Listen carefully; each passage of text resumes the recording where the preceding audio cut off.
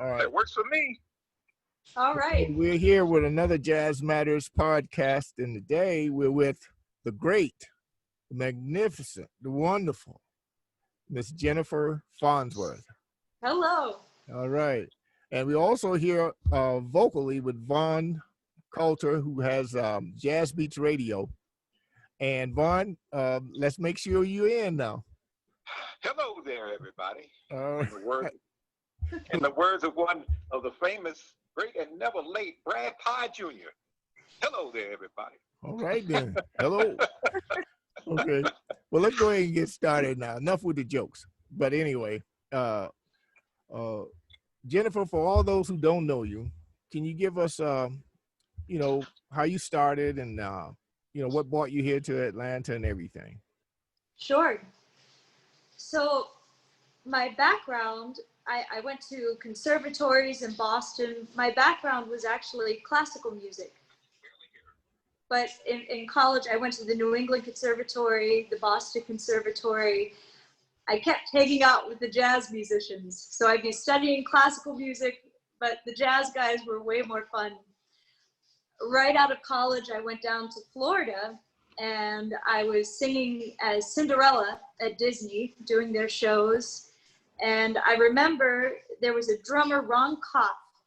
He had a quartet playing a convention at Disney, and I was singing as Cinderella in a show, and he found me backstage and he said, listen, I think you'd be great singing jazz music. He said, if you'll work with me, I have a group. I work with a bunch of agencies in Orlando for convention work. He got me going with charts, got a little demo, and that really was the start of it. So I started singing Disney, downtown Disney, Pleasure Island Jazz Club. Started singing there with a lot of Orlando guys. Moved to Atlanta, and that's when I had met you. You're at Dante's. Yes. I remember seeing you there and playing with you. And then I moved to New York. And more recently, I did quite a bit of singing in New York. I was up in Riverdale in the Bronx, and more recently came back to Atlanta about a year and a half ago, I think. My family's down here, and it's nice to see the musicians I knew and play with everyone again. So okay. I'm here. Good. Now, when you were up in New York, what kind of work were you doing? As far as, were you doing a lot of clubs, or were you doing mostly studio stuff, or what? Clubs. So my first gig, tell me how lucky I was. My very first gig was at Smoke, and it was with Harold Mayburn, Dwayne Burno. You remember Dwayne Burno on the bass? Joe Farnsworth, and Jeremy Pelt. Oh, okay. And let me tell you, I never worked so hard in my life. They were such a strong force. Yeah. Yeah. I'm like, whoa, I've got to hang in there or I'm going to get lost. It was amazing. And I never took that for granted. But I had a lot of duo gigs. I had a regular gig in Midtown with Harold Mayburn, okay. Which, that was the best. I loved having him all to myself. Yeah. We just lost him here recently. I'm sorry? I said we just lost him, right? We did, yes. That was very, very sad. Mm-hmm. Good. So how do you do you feel the culture of jazz is changing, or do you feel that is it more like put a little bit farther back in mainstream than it really should be? And if so, what do you think we as musicians can do to try to push it a little bit more forward? Is it the change, or is it what? So I remember, I'll talk about Harold a lot because I loved him so much and I learned so much from him. I remember he said, jazz is different now because the men are different now. The people are different now. Right, right. And I really think that's true. Sometimes, and it's just my humble opinion, I think sometimes we're too serious about the music, and we forget what, for me, what's so great about it. It's so fun being in a club. Everyone's dressed up, everyone's having a good time, musicians goofing around, getting into trouble, sharing great stories. I love all the storytelling. And I think if the music can, if we just remember that it's all about, it's entertaining, keeping it fun, keeping the life in it. I think that's most important. But I've met a lot of young musicians who are doing that. I think it's very exciting. Yeah, because I was going to ask you about the young musicians. Do you think that they're bringing it a little bit more to the electronic side of the music or the entertainment side versus the actual culture of jazz, the original culture of it, the acoustic side? You know, I wouldn't know because I like working with the acoustic guys. Yeah, okay. Okay. I stick mostly with that. And I know you and I have talked about Atlanta specifically, what kind of talent, you know, what do they like? What do they respond to? Yeah. And I've learned so much from you because you really understand this town and musically, you know, what's going to get the audience going and get them dancing and feeling good. And I appreciate that because that's number one on my mind when I'm singing. It's trying to make people feel good. Right. And you did when we did a little small concert over at the Wren's Nest. Yes. And it was just, you know, me, you, and my friend Tony Taylor. And yes. But the people seemed to be so involved in what you were that was a really good audience, you know. That was a blast. It was so intimate. Yeah. And it's a beautiful, beautiful home. That was very fun. And I hope we do it again. Oh yeah, me too. So I'm going to try to get Vaughn in here to see if he can ask you a few questions. And Vaughn, you still with me? Oh yeah, I'm still here. And okay. Jennifer, it's a pleasure having you on board with us today. Thank you. This is the first time we've had a lady on Just Jazz Matters, and I'm so looking forward to this because I always want to know what a woman's perspective is about this music. And I just wanted to ask, what was the transition like from opera and musical theater to jazz? What was that like for you? Well, you know, I felt with classical music, I had a very strong base in technique, and I could read music, I could play piano, but you know, it was, if I'm going to be very, very honest, I don't think I was the greatest listener. And in jazz, you really have to listen to the musicians with whom you're working and be able to play off of that. And I think that's what I enjoy most about jazz, is that it's different every time depending upon the group that you've put together. So I think that was fine-tuning my ear was the most difficult transition. Yeah. Did you hear? Could you hear it? You kind of tailed off at the end. Okay. Yeah, I lost her at the end. But did you notice the freedom, and what was that like for you? You know, to be able to improvise the music, being able to go places with it. Oh, I mean, it's so exciting. Like I said, I think of some of the musicians I've been so lucky to have played with, without sounding crude. I've never actually sweat because I'm working so hard and listening so hard. And to me, it's just so exciting because you don't know what is going to happen. But you're really working and trying to sing as strongly as you can. I have to check in with you, Vaughn, to find out if you dropped out. No, I'm still here. I mean, it's just that you can't hear her too well? Yeah, her replies back are kind of, they're falling out and toward the end and everything. So okay. It's just that her audio is kind of tough for me to pick up on.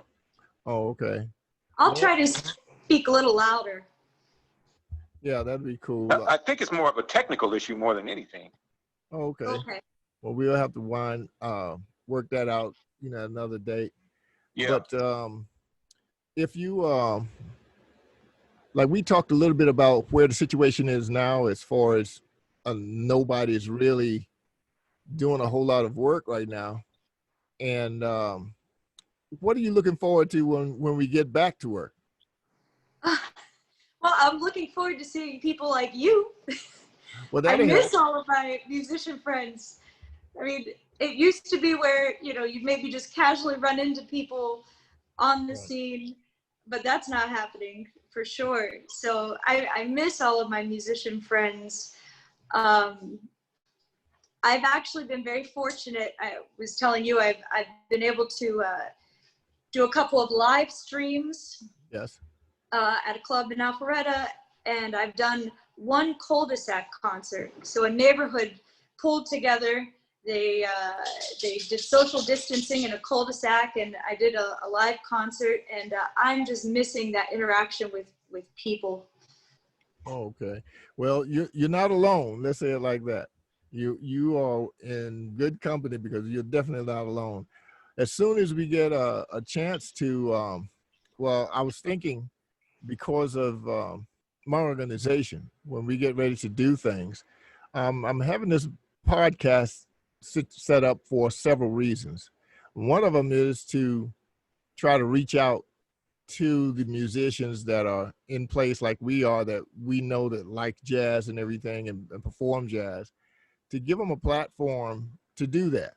And so I've been kind of thinking on that, you know, on a daily basis, really, what is it I can do to pull us back together, you know, in this situation. Well, let's say when we get a better shot at being in the performance situation. Mm-hmm. If I could say, do you see though that is your creative thing going? Do you have a new product or anything? Actually, it's funny you ask. I started working on a record, and I was just about done. I wanted to touch up a couple tracks. I was Yeah. going to mix and master in New York. I was planning to fly up 2 months ago, do the photo shoot, and now I can't go up. And it's driving me crazy. I even thought, oh, maybe I'll just drive up, go to the studio, Yeah, just right. knock it out. But they have checked. It's just not the time. So I'm dying to get this record out. And as soon as things open up and it's safe, Yeah. yes, I'm very excited. Now, are you doing new music, your original stuff, or are you doing some covers or what? Well, let's see here. I have one original, Mm-hmm. but when the music stops, I'm doing a beautiful ballad, one of my all-time favorites, John Coltrane's Central Park West. Yes. And I couldn't find lyrics for that, so I wrote some lyrics for it. Okay. I'm probably most excited about that tune. And That's then great too. a lot of jazz standards, Folks Who Live on a Hill. Oh yeah. That's, Yeah. as a matter of fact, this recording is, Harold was on it, and it's the very last recording he ever did. Oh, okay. So I want to take care to really do it right, make sure Right. it's very nice. And yeah, a lot of the tunes were his recommendations. Wes Montgomery, remember that record, Live in Paris, Live at Paris? Live in, yeah. Okay. He did a rendition of Here's That Rainy Day. So we did that. Harold was on that, so he was able to play that again. And oh, it was so exciting. That's So cool. yeah. All right. So Vaughn, are you back with me? Oh yeah, I'm here. Okay. Could you No hear? doubt. Could you hear? Yeah.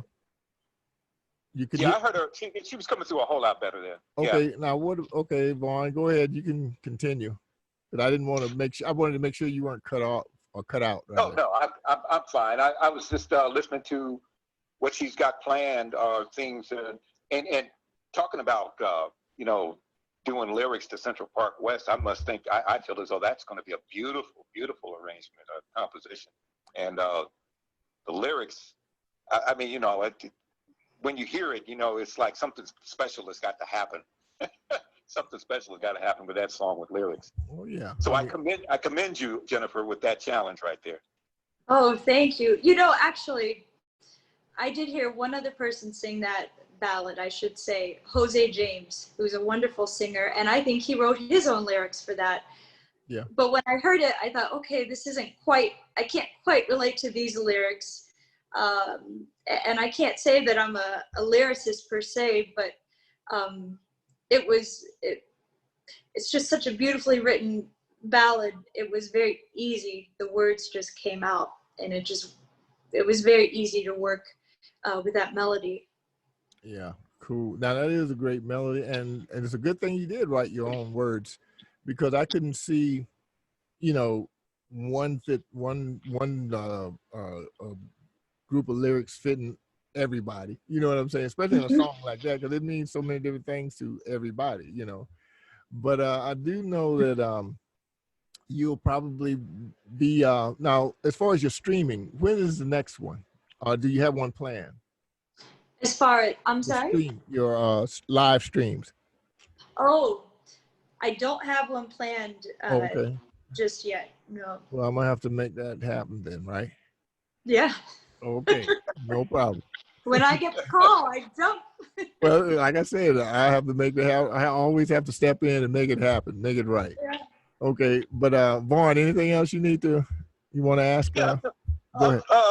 Jennifer, Yeah. what are you listening to today? What have you got on your turntable or on your MP3 or on your flash drive that you're currently listening to today? Well, you know, it's so funny you say that, because I live in Alpharetta, and I keep going, because what are you going to do during COVID? I take a lot of walks with my Beagle pup, and I go to, there's a great record store called Comeback Vinyl. That's the name of it, Comeback Vinyl. And they have a great jazz selection. And I keep going in there and buying records.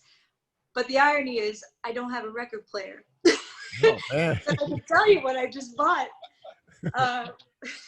I've got to get a record player. But I love records and the art and the liner notes. I love looking at that. But I just bought Phineas Newborn Jr., McCoy Tyner. I was listening to Nancy Wilson and Cannonball Adderley. What else? Sonny Rollins, Valse Hot. Right. Oh, I love that one. Is that the name of the record? Which one? Maybe not. Where he has Valse Hot on it. Oh yeah, I don't know if that's the name of the album or not. You know. I don't think it is, but I've been listening to that a ton. And maybe to get a little plug in, I don't know if you know, but I also manage Joe Farnsworth, the drummer. Right. He has a record out called Time to Swing. Yeah. So I've been listening to that too. They're slowly but surely they're releasing singles off of that. Right. So I've been listening to that too, and it'll now, come who else out. has he got playing on that record? He's got Whit Marsalis. Okay, Wynton's on it. Great. All right. Yeah. Cool. Kenny Barron and Yeah. Washington. Wow. So it's an all-star lineup. Yeah, that should be a good one. Now you can even give me the name of that again. Yeah. Time to Swing. Right, and Arthur, Joe Farnsworth. Yep, Joe Farnsworth. There it is. Cool. So we're gonna go ahead and wrap it up. See, I told you it was gonna be a quick one. And Yeah. glad to have you here. Good seeing you again. You too. At Jazz Matters, you can see this every Monday. We have the airing of the podcast. So every Monday there will be one coming up this Monday also. But you also can see those things at on Facebook or YouTube. So we'll have at least I'm trying to make it sure that we can have something for you every week through the end of the year, probably through the first part of next year also. And if we can continue this. So if you want to know more about Jazz Matters, you can always go to yesjazzmatters.org, and you can find out pretty much anything you want to find out about the organization. And Jennifer, you can tell people where they can find you. You can find me online, Facebook, it's Jennifer Farnsworth. My website is jenniferfarnsworthpaintings.com. I paint and sing, so it's a dual website. All right, but make it clear that you don't paint and sing at the same time. No. Or maybe I do. I need somebody to dance and paint at the same time. That's the only reason I said that. But anyway, and where else was it? Sorry. Social media, Facebook, it's Jennifer Farnsworth. Instagram, it's Jennifer Farnsworth Paintings, and website is jenniferfarnsworthpaintings.com. Okay then. And Vaughn, let's let everybody know where you can be picked up. Find me jazzbeatsradio.com. I'm on Twitter at VonCo1. I'm also at LinkedIn, and I have another Twitter page called Ain't Nothing But Soul. So you can find me at either one of those areas. And yeah, the jazz is plentiful on all of those. Cool. All right. Then Jennifer, thanks again. And we're going to make sure that we have this technical issue resolved the next time we meet. Okay. Okay. Thank you so much. All right. Thank you. Bye. Thank you. Bye.